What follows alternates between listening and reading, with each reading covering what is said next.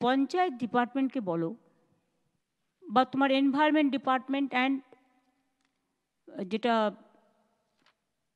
Forest department, যেখানে ভাঙনের সম্ভাবনা থাকে ওখানে একদম স্টেট ভেটিভেড়া ঘাস আর ওদিকে হচ্ছে ম্যানগ্রোভ বেশি করে পুঁততে। কংক্রিটে যে কাজ না হয় এতে তাই কাজ হয়। পয়সা জলে ঢাললে জলেই চলে যাবে, কোনো লাভ হবে না। কারণ ভাঙন আটকানো, নদীর স্রোত ঘোরানো আমাদের পক্ষে সম্ভব নয়, এটা প্রকৃতির ব্যাপার। আর জলের যে তোড় ডিবিসি ছাড়ছে, পাঞ্চেত ছাড়ছে, মাইথন ছাড়ছে,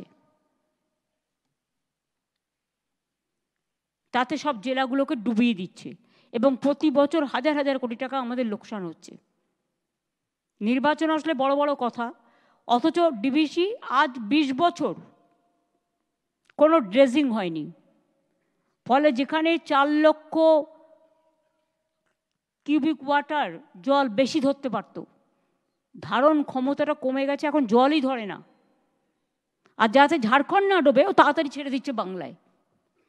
এবার আমিও প্ল্যান করব, ওই যদিও ঠিক 1 বছরের মধ্যে সিল্টেশন না করে ডিসিল্টেশন, আমি ওখানে ওই বাঁধের সামনেই বাঁধ করে দেবো, ড্যাম করে দেবো, যাতে ওই জলটা আসলে ওখানেই থাকে, গ্রাম জেলাগুলো না ভেজে।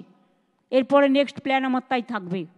এনাফ ইজ এনাফ, আমাদেরগুলো দিয়ে পাল্টা জল চলে যাবে ওর ওখানে, তবেই বুঝতে পারবে। যতক্ষণ গায়ে না লাগে আঘাত ততক্ষণ কেউ রিয়েলাইজ করে না।